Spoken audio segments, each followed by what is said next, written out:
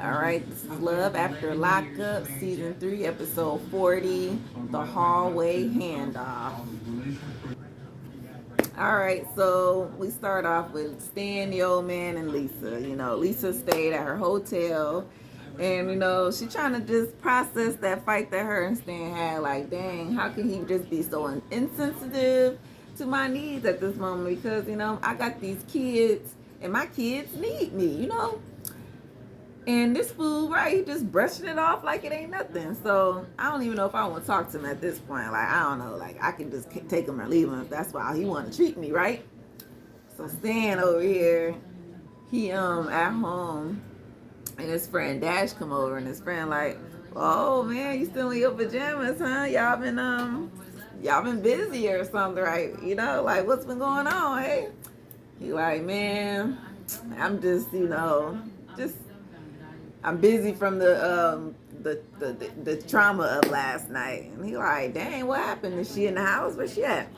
I'm like, nah, she ain't here. We got into a fight last night. I basically told her that she was a bad mom. And Dash like, oh yeah, you can't do that, It's like, yeah, I know that was a bad move on my part. I knew that was wrong because she's trying her best, and what, how do I'm just going, if I'm trying to be with her, I should have been more sensitive and maybe found a better solution, not just outright just, cuss her out. So he's like, I don't know how I'm going to get back, back right with her. So he calls her, and she's at the hair salon. She getting her hair done. She getting these extensions put in. Cause she like, yeah, I'm over the wig, so let me put some extensions, get my hair back right, and I'm hook up my friend from I guess her friend from prison or jail is doing it for her. So she's explaining to her, like, yeah, I'm trying to get back on my feet. I got these kids. I got my son need me, and then this dumbass man, he treating me like crap, and I ain't just not gonna take it at this moment. So Stan Carr like, look, let's go out to dinner and let's talk, peace offering. And she like, all right, just text me the details and I'll see you later. All right, cool. We flip over to Dante. Dante and Nicole. She got her hair did and everything right at the shop, so he done bought her her clothes. He went to buy her new dress and everything, so she puts this like a red dress on. And she like, oh yeah, we about to go out to eat. And I invited my girlfriend, Tia. And hopefully Dante, hopefully he don't say nothing. I don't know how you gonna react, but he's gonna have to be cool with it. So, but I don't care how he feel, as long as I look like $1 million. And I'm like, oh hell nah, girl. If you think so, but whatever. They go eat. His friend, I think Derek, pop up. And of course, Derek is like the rest of us, asking her all the right questions. Like, are you using my friend? What's your angle? Like, when your last relationship? Things like that. And so that's where it busts open the Tia situation, because she's looking around. He like, who you looking for? She's like, my friend Tia. Like, friend? Who for friend? Remember I talked about her that one time? And the friend like, what? A friend that you slept with? And she was like, hey. And he like, oh nah, see Dante, I told you. And she like, well, while we was in prison, we was, kind of hooked up a couple times. And he was like, oh, for real? She pulled the strap on you. She pulled the strap. And she was like, nah. She ain't pulled the strap, but she carpet muncher.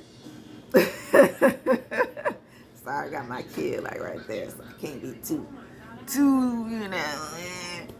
you listen. I see you, boy. Anyway,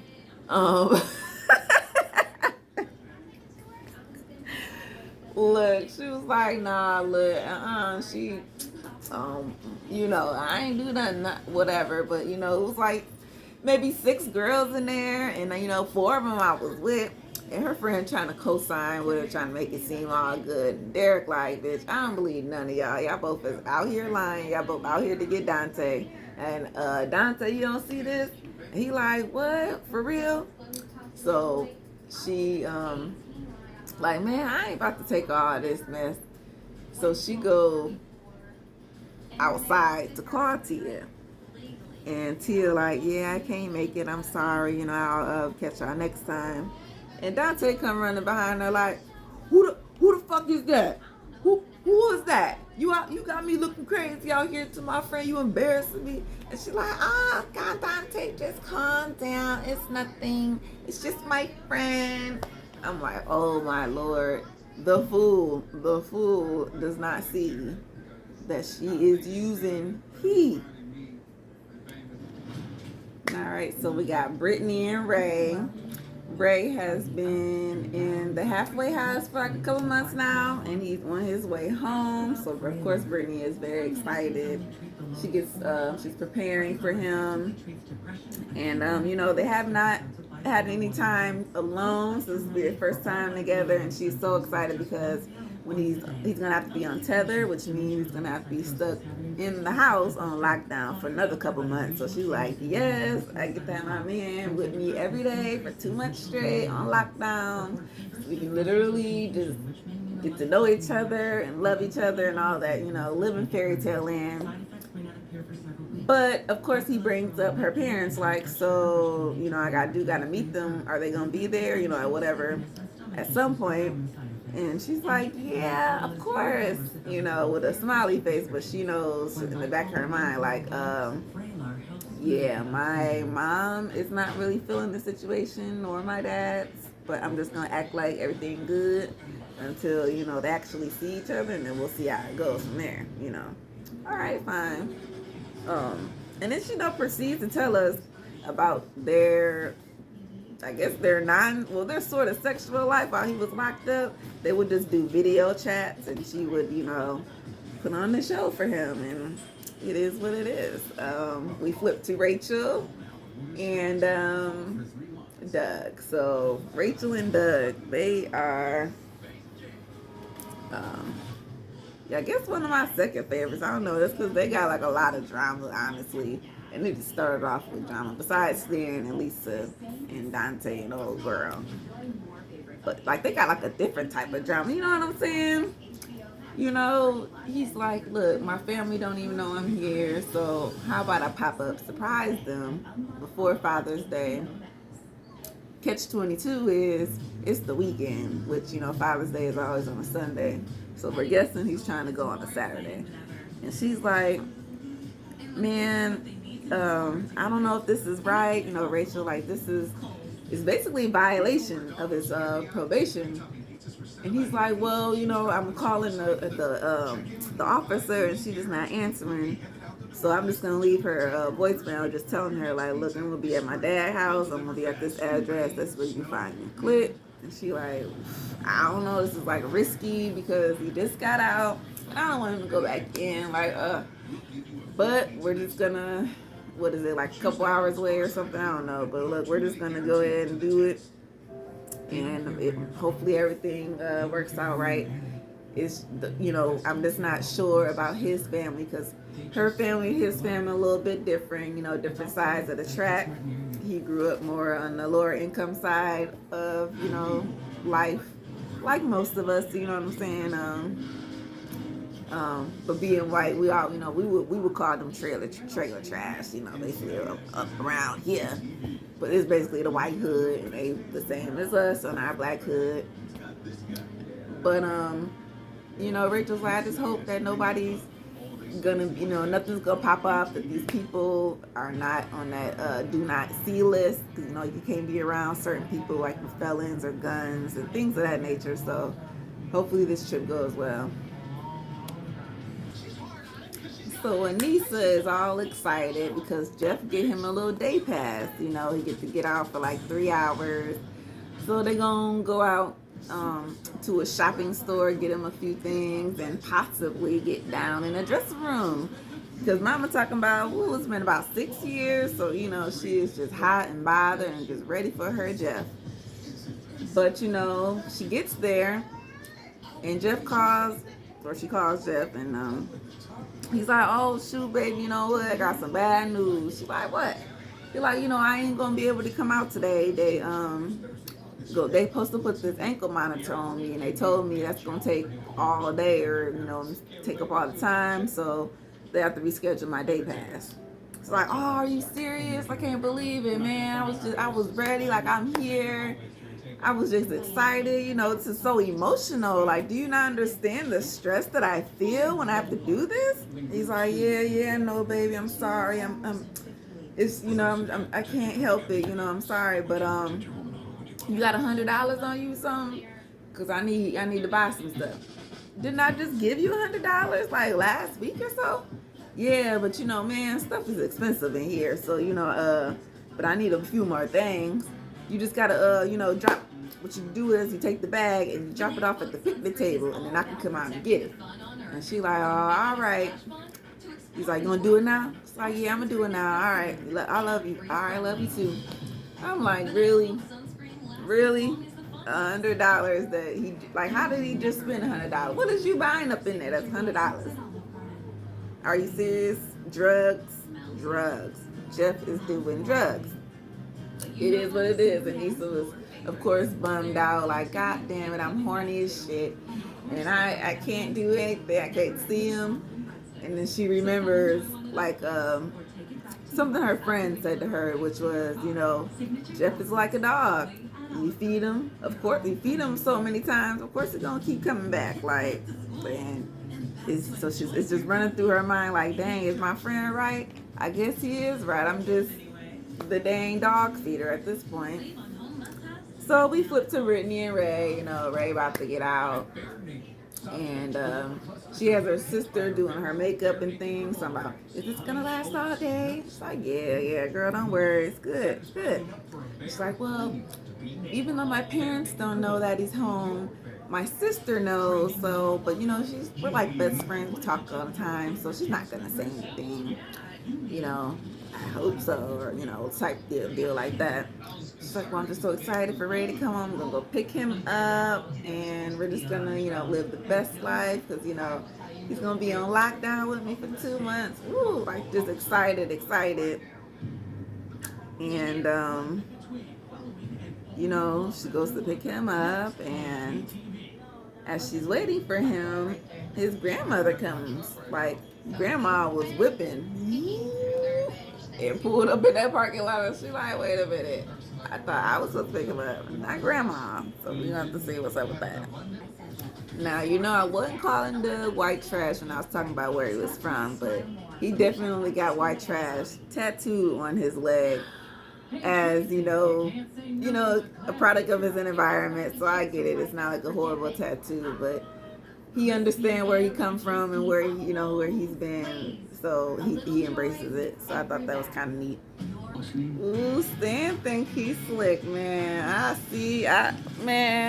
But hey, Lisa ain't no fool. So you know what? I'm gonna give it to Lisa. I'm gonna give it to her. You know what? Stan, the old man, take her on out on this date. She sure got a nice little black dress on. Got the weave flowing. I don't know which one was better, the weave or the wig. Hell, they both is horrible, but whatever gets her through, we got to do. Man, they get there and she like, look, Stan, look, you have to come in a different way. Apologize. The way you was talking to me like I ain't like I'm a dog, like I'm just some bitch on the street. No.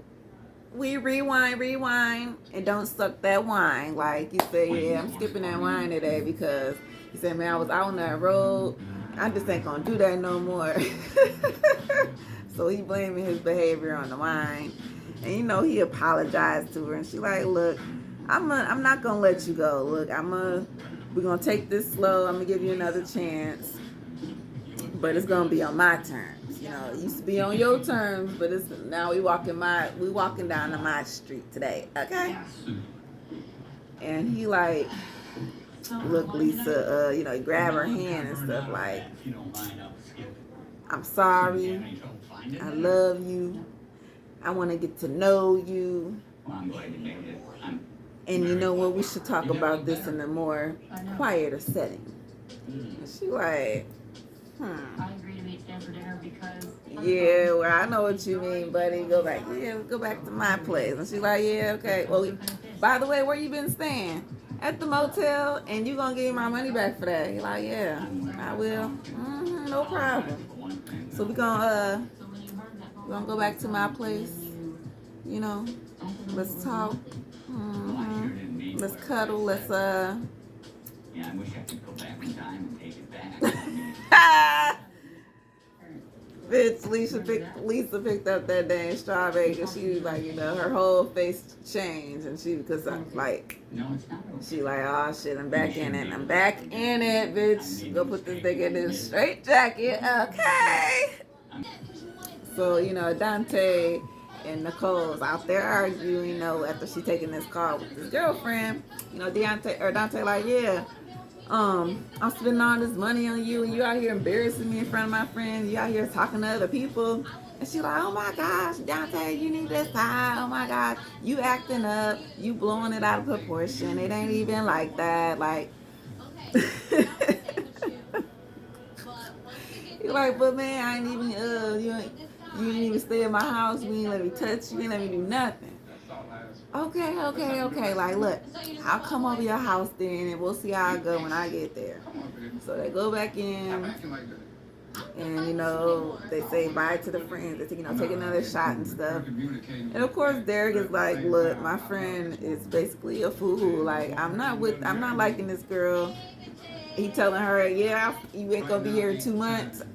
2 months and tops. And she's like, whatever, I'm gonna be here for 3 years. And you like, yeah, whatever. My friend is a dumbass. So, like, Derek is like, dude, I would never in my life ever do something like this. But my friend is. All because you think you're in love. Like, Dante, you're not in love. I mean, maybe you are in love, but maybe just more in lust. Like, the lust is taking over. So they go to his house, and they sitting on the couch, and he like, come here, come close. You know how they do. Come here, come.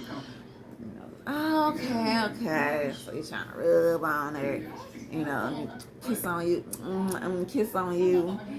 And he's like, come on, please, baby. And she's like, no, I'm just not ready yet. Like, please, man, you can even sit on my face, man. I don't care. She like, no, I just can't. I'm like, I probably would have took him up on that offer. I mean, you ain't got to, right. That's all we gonna do, okay?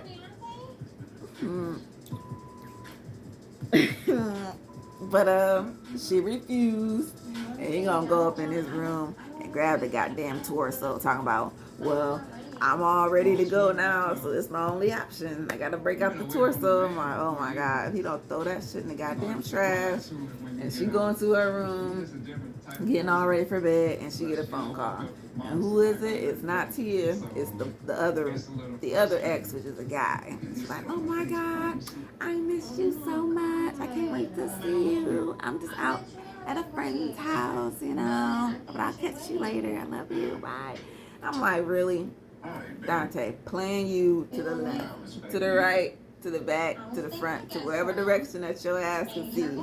She playing you. Even though on the other hand, she keep trying to say, well, I think I do like him, he got pretty eyes and pretty teeth and stuff.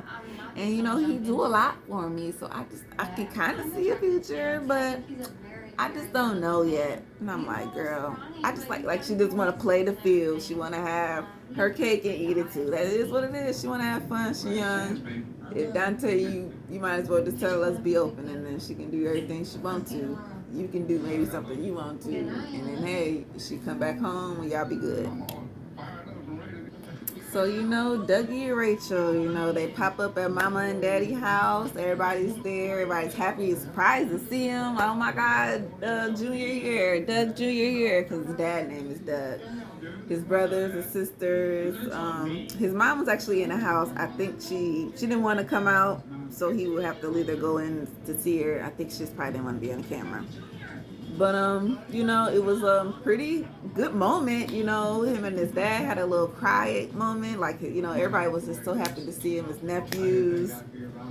I think his sisters lived next door to his parents. Um, so they literally, the whole family was there.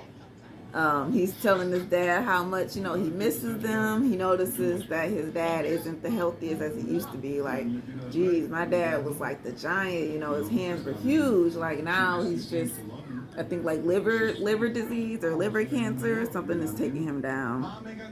And he just wants to make sure, you know, he's out so that he gets to enjoy his family. You know, his dad is like, oh my God, I didn't know if I was going to be alive to see you. Like, I just hope you do good, Dougie, you know. Even his sister's like, yes, it's great to see my brother, but I just hope he can stay out. Like, and they're looking at Rachel and they're like, you know, he married this girl, so hopefully she'll be good for him, you know. He just needs somebody to just keep him on the right track, keep him on the right path, and just hope, you know, hopefully he can just have the best family with his son, the best relationship with his son, and just have the best relationship with his family, and just like stay out of trouble, stay out of prison. And he's just saying, you know, he just never had nothing, you know, growing up, being poor and things. You just kind of just go down this wrong path because you really have nothing to lose. So now he figures with Rachel, he has a son in his life, you know, maybe I do have something to lose. So let me try to hold on to this and cherish this. And I don't know, in the midst of them having a great time, his sister Ashley goes on to say something like, oh, I found these letters in Dougie's room. And it was just talking about, basically, I don't know if it was from Dougie Jr., like Doug's son, or from Doug to like his sisters, or like from him to the sisters or his son about his life.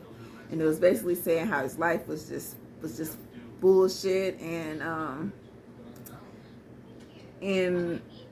somewhere they go into this rant about, like, you know, Ashley had his son when he went away and the mom couldn't take care of him.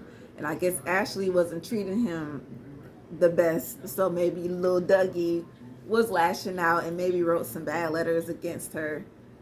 And, you know, Doug's like, well, at least, look, my sister took him in when I went in. So I appreciate her for that. And maybe, I don't think she was being mean to him. She was just giving him some tough love because Dougie was just probably acting up, so he needed a whooping, right? And they're like, well, his other sister, well, I couldn't take Doug because I couldn't. And he's like, well, I mean, well, there you go. Like, you couldn't take him, so she took him. And when Rachel wanted to see him, she just left him with Rachel. So it is what it is. Hey, at least Dougie's fine. But don't come at my sister talking this mess. Like, I don't know. They just really just flipped the script, like, all of a sudden. And Rachel's like, oh my God, like, I hope nothing happens when I'm supposed to be here.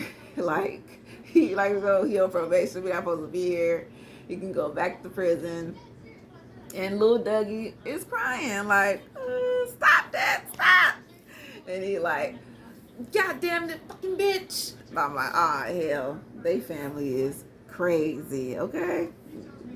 If that's the way they argue, I guess, Rachel, all you got to do is just sit back and watch, because